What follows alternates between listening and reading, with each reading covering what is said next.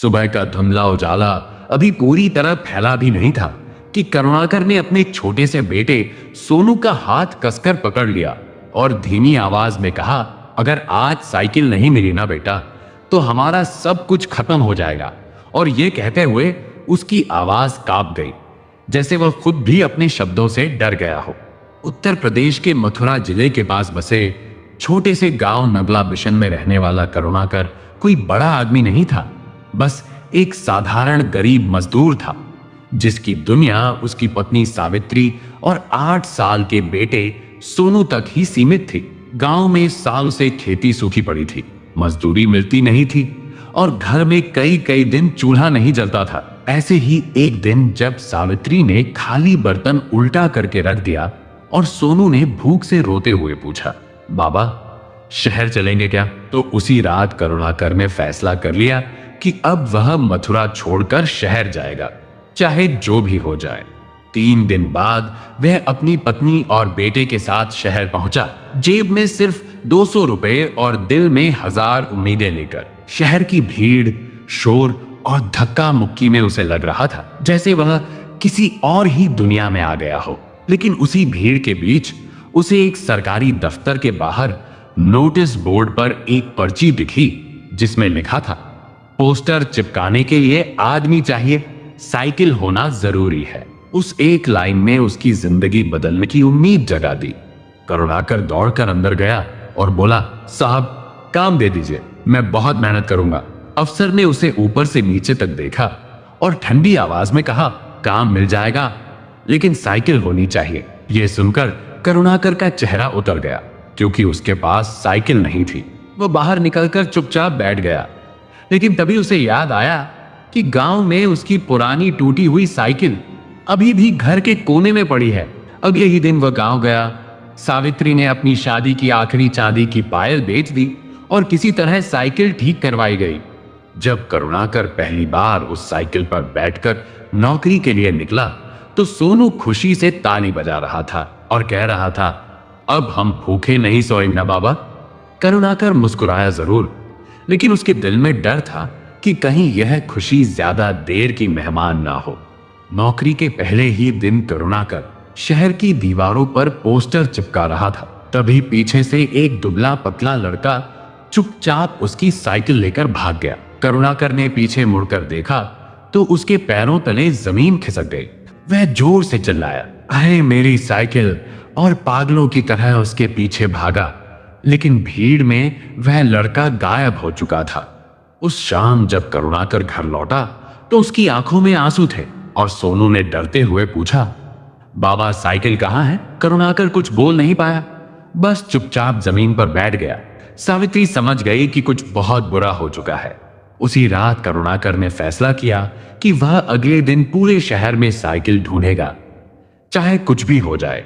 अगली सुबह वह सोनू को साथ लेकर निकल पड़ा। दोनों बाप बेटा शहर की हर गली, हर चौराहे और हर कबाड़ी बाजार में साइकिल तलाशते रहे। एक जगह उन्हें वही लड़का दिखा जो साइकिल चुराकर भागा था। करुणाकर ने दौड़कर उसका कॉलर पकड़ लिया और चिल्लाया, मेरी साइकिल कहाँ है? लेकिन तभी आसपास के लोग इकट्ठा हो गए और लड़के की मां रोते हुए बोली, मेरा बेटा बीमार है, यह चोरी नहीं कर सकता। भीड़ ने करुणाकर को ही गलत समझ लिया और उसे धक्का देकर भगा दिया। ये पहला झटका था जिसने उसकी उम्मीद तोड़ दी। थोड़ी देर बाद जब दोनों थककर मंदिर की सीढ़ियों पर बैठे थे, तब सोनू ने धीरे से पूछा, बाबा अगर साइकिल नहीं मिली तो नौकरी चली जाएगी क्या? करुणाकर ने उसकी तरफ देखा, लेकिन जवाब नहीं दे पाया। उसकी खामोशी ही सब कुछ कह रही थी।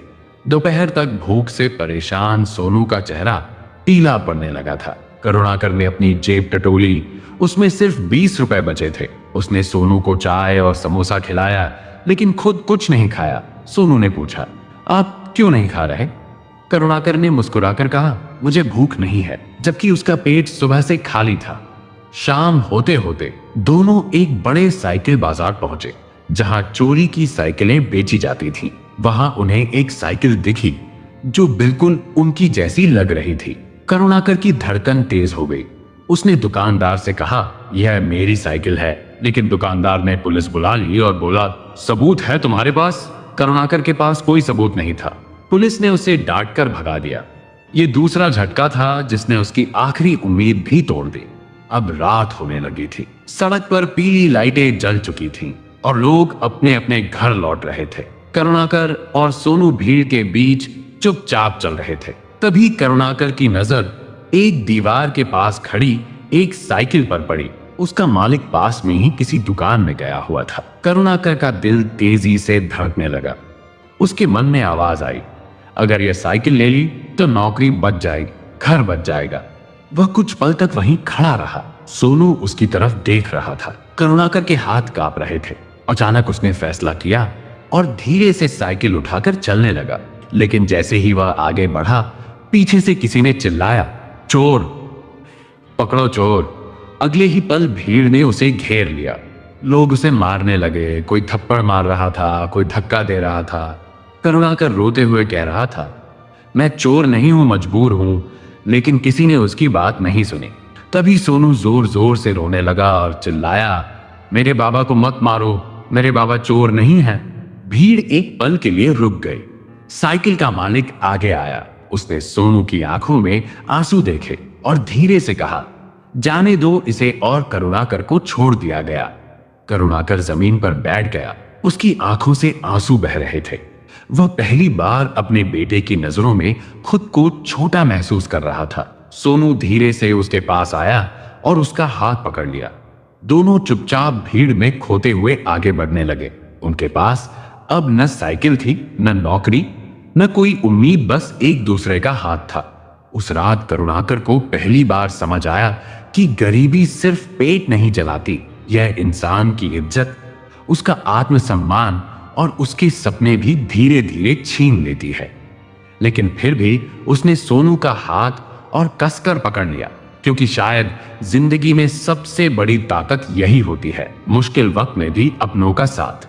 और शायद यही इस कहानी की सबसे बड़ी सच्चाई है कि कभी कभी इंसान चोर नहीं बनता, हालात उसे बना देते हैं। और अगर करुणाकर और सोनू की ये दिल छू लेने वाली कहानी आपको अंदर तक महसूस हुई हो, अगर आपको लगा हो कि सच में कई बार हालात इंसान को वह करने पर मजबूर कर देते हैं जो वह कभी करना नहीं चाहता, तो वीडियो को जरूर लाइक करें और ऐसे ही दिल को छू लेने वाली सच्ची और सीख देने वाली कहानियां सुनने के लिए रात्रि लीला कथा को सब्सक्राइब करना बिल्कुल मत भूलिए। साथ ही कमेंट में जरूर बताइए, क्या आपने ये कहानी पहले कभी सुनी थी या आज पहली बार आपके दिल तक पहुंची?